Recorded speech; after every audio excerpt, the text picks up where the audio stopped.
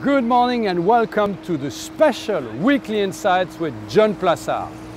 Geneva is today at the center of Switzerland, but also of the world, since an extraordinary meeting between Vladimir Putin and Joe Biden will take place here.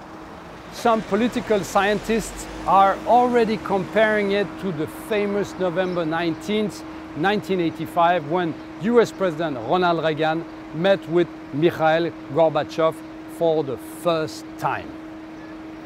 Situations such as this are rare because tension has risen over the last 7 years since sanctions were imposed on Moscow in 2014. According to several reports, the agenda of the meeting should include nuclear arms control, nuclear strategies of Iran and North Korea, the Arctic, climate change, Syria, and the fate of the imprisoned Russian opponent Alexei Navalny. On the economic front, the US state, hardly impacted by the COVID-19 pandemic, should see its economy rebound vigorously in 2021. Constrained in 2020 by restrictions to contain the spread of the coronavirus, household consumption, more than 2/3 of US GDP, will be the main driver of the recovery thanks to the rapid deployment of the COVID-19 vaccine.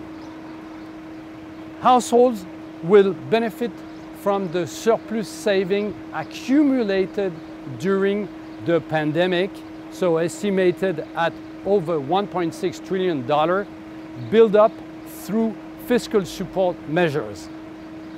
On the Russian side, in 2021, the Russian economy recovery is expected to be relatively modest.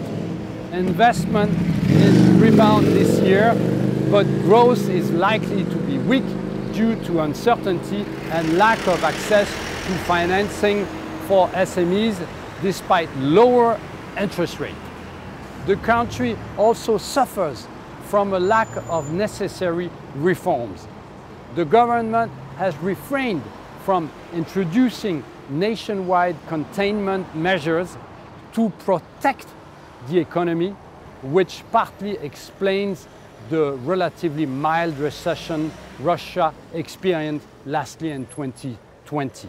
However, it was hit hard by the COVID-19 pandemic and was the fourth most affected country in the world in terms of number of cases in December 2020. In terms of economic relations between the two countries, for the United States, Russia is only the 26th economic partner, $21.8 billion of exported and imported goods. At the stock market level, one can imagine that new sanctions against Russia today could harm many foreign companies present in Russia, the reverse being also true, of course. One thinks, for example, of Coca-Cola, but also Carlsberg or BASF. The Geneva meeting between Joe Biden and Vladimir Putin will therefore be much more significant than expected.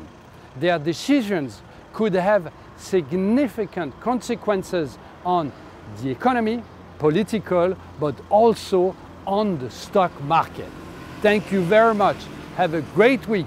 Stay safe, read my morning, and please keep on winning.